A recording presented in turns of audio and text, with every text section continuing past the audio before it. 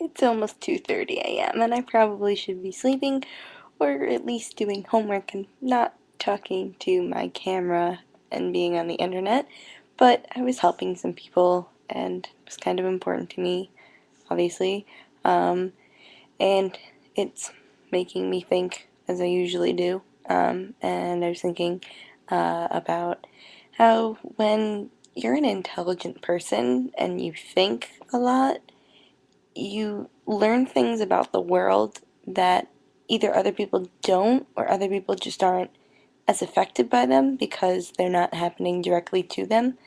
And I think ignorance kind of is bliss in that you don't then have to think about all these issues. And then, like, if you think about your own issues, you're like, oh, mine aren't actually that bad. You know, this person's going through hell and I just am cold. So I think it's kind of interesting that, like, there's an intelligence, depression, anxiety, mental illness link. I think it exists. I can't really find any documentation, but like from what I can tell, it's rampant in the nerdfighter community and it's everywhere. And I think it's because we think a lot and we see all this plight in the world and it makes us think about how terrible things are and how awful people are, and we start to feel pretty helpless, and then we start to feel like, that we feel we're so much better off than other people, but, we're having a tough time. So it's hard to put that in perspective. At least that's where I'm coming from. I have a lot of trouble putting things in perspective, and that's where I get into a bad place, is when I just can't.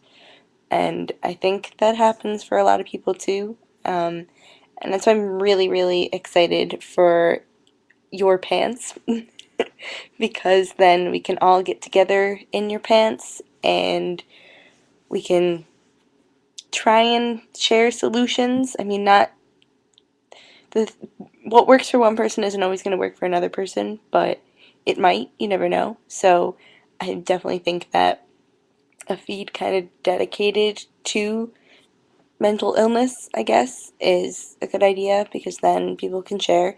And, there's probably not going to be much of an anonymity factor, but I mean, the whole point of the forum is so we can meet people and so we can be a support group and be friends for each other. So I think we have to try and place some trust in each other. And obviously, if you don't want to use your real name, don't use your real name. But I mean, if you want to use your username, do that so people can, reply to you and you can actually have a discussion with people.